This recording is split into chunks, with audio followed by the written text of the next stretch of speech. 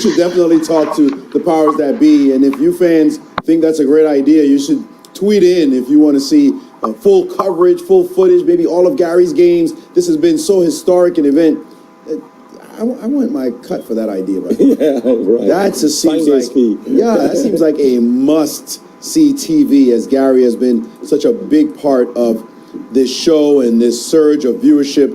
And we certainly will continue to follow him, but we've got to pay attention to a player who may just simply end the event in the next two games. If he wins this one and his rivals start to fall away, Aronian could simply finish the entire tournament and trot all the way home, as his lead is not insurmountable yet, but it could be in just a couple of games, maybe even 3 games from now.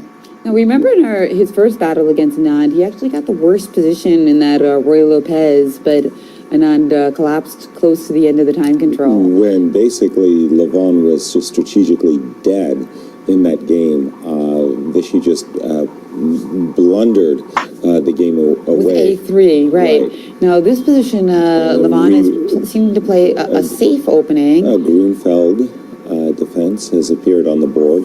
Symmetrical completely. Symmetrical Grunfeld. Knight C3 runs into Knight E4.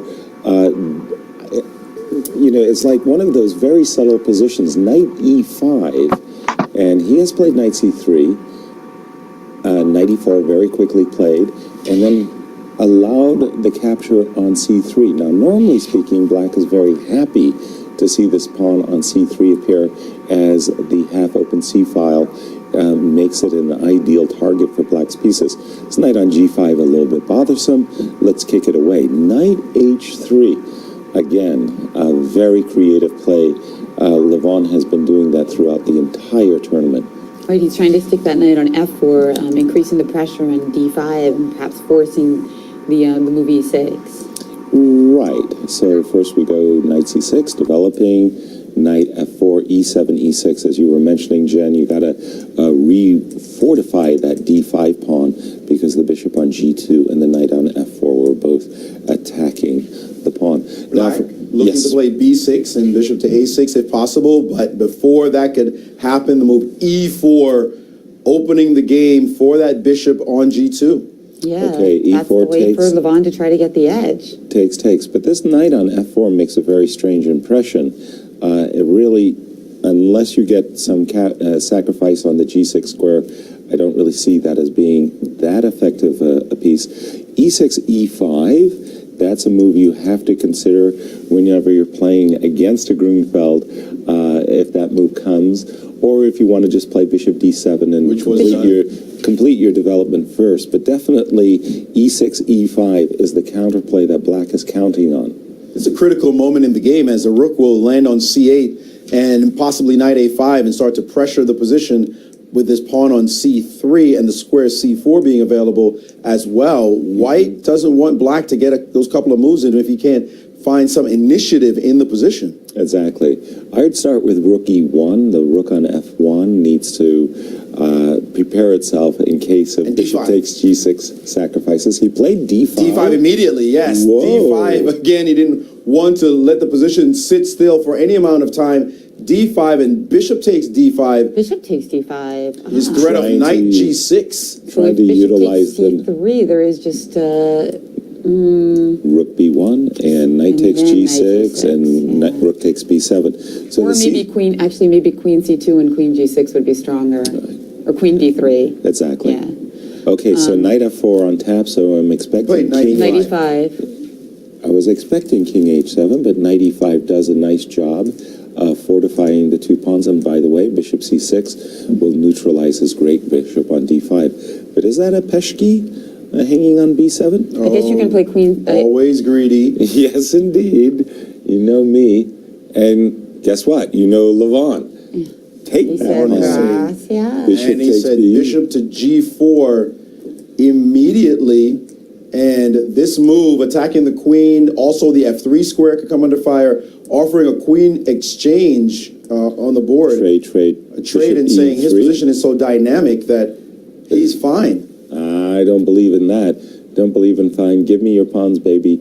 Bishop E3, and I'll try to post my bishop on D4. You got the 2 bishops. No, you don't have 2 bishops of compensation. There's nothing here. What White should be about very knight happy. c4, bishop a7, rook d7? Knight c4. I don't want to really put my bishops in that kind of a tactical situation. I'll play bishop c5, and I don't know. Eventually, I'm going to move my rooks, either the e1 or the c1 square. I'm not sure which one. Yeah, that's but an for the important moment, tempo, knight c4, but I think so. But wasn't, I mean, something on moment, it's a F3. pawn. Maybe guys. bishop f3 is a good move. Bishop F3, knight F3 with something going to D2, bishop C3 is going to hang. Yeah. you're looking for compensation. You're trying But to I think- equalize. But it's also the c3 is hanging, so you have to consolidate pretty quick, right? Right, So the bishop trade F- happened. What and happened? The trade on Trade d8 on did D8, happen. Rook and takes now d8. we're going to see what Anand has planned against. With big time advantage for Anand, by the way. The Indian five-time world champions got 4 minutes and the Van's under 2. Whoa. And now we have the position on the board. So what- does Anand plan to do after this move? And he's sitting up in the chair, which usually is a tell of discomfort of some kind. It means you're not completely relaxed, and he knows he has to focus very hard right now to come up with a plan. And the plan, as What you if mentioned, Bishop Yaz, is not completely obvious. Not how- here. What if Not bishop obvious. f3, you're just going to play bishop a6? No, I'll trade. You'll Bishop just trade because I don't have time for bishop c3 because my knight's hanging. Correct. So bishop f3, just bishop takes f3, knight f3, king g2. Here comes an aggressive And what about- G5. Yes, that was the one thing that I didn't have my answer for right away. I want to play knight d5. Let me make it clear. But I'm a little bit worried that after knight d5, Rook rook D7. d7, Not worried. my bishop and my knight are really discomforted. Oh, yeah. So after g5, Knight is now knight on has to go, G2. and that starts to look like comp. Now it's not G5 was the money move. G5 was the money move. It just, Okay. the pieces were so Now- dynamic. Because now bishop f3, you don't have that same line, so you're going to have to just go away with bishop a6. Well, I'll probably have to give up my c3 pawn. Bishop f3, knight f3, king h1, bishop Anand wants c3. more than that As somehow. he's reaching for his rook, Uncertainty now for it him, looks like he was about to play rook d3, did it not? or D7. Rook D3, bishop D4 might be. Rook d7, very good move, of course. D7. Just questioning, putting the question to the bishop. Bishop doesn't have a lot of squares. It does not have a lot of squares. That one's covered, that one's covered, that one's covered. And so is that 3. Pawn on A7 is now protected. So maybe I have to draw all the way back to e4. Boy, that And just now- suggests the move F5 coming. Yeah, things are getting a little bit dicey here for our tournament leader. Who's 110 on the going clock. underneath a minute as Vichy's still sitting comfortable with 3. Very, very nice play. And we played Bishop bishop a6. Leaving that long diagonal. He sure did. Knight And Knight F3 F3 leaping check. to the square and give me back my pawn on Thank you C3. so much. And bishop c3, rook to c1 have all occurred. All right, so Vichy restoring the material equality, but having the initiative thanks to this beautiful knight on f3 and this very Clumsy knight on g2. G2, Usually exactly. you don't want to fink out of your knights, yes. no, you don't. Those are the worst squares for And the knights. here's the form issue now for Vichy, as he is way ahead on the clock. He's gotten his pawn back. Usually when you get your pawn back, you have to consolidate somehow because you can't just get the energy going forward. And he's looking for what to do right now. What's the next step here? And he's not playing very fast. I like rooks. I like bishop e5.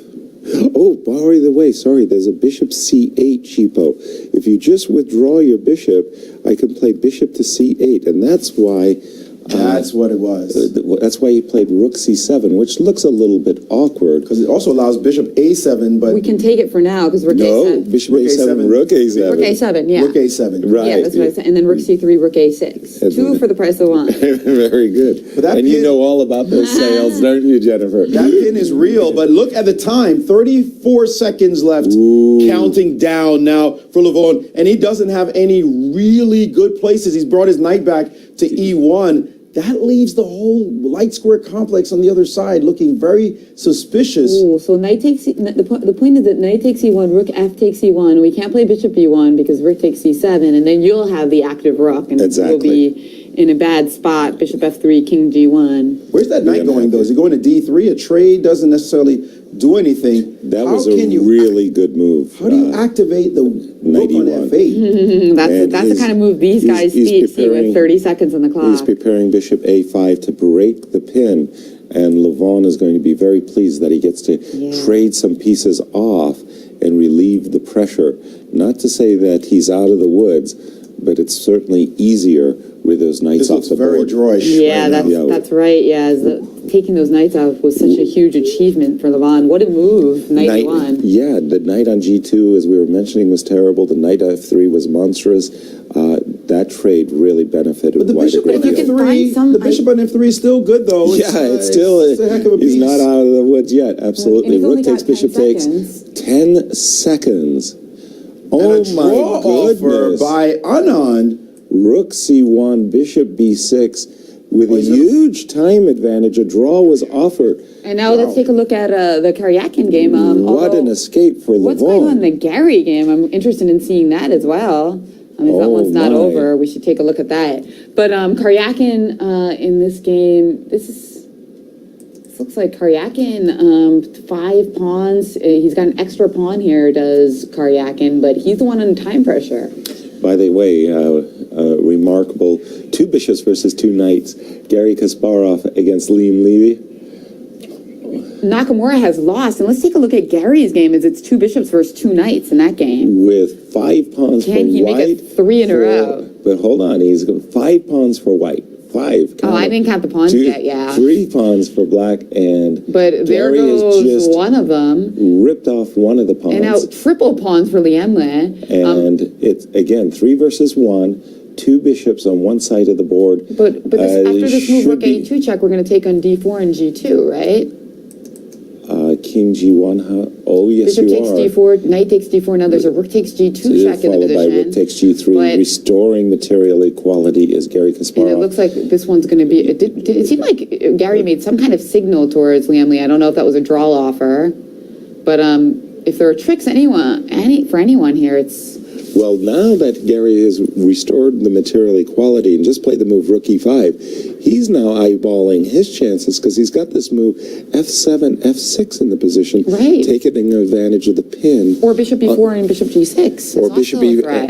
to take it to snap off that g5 pawn.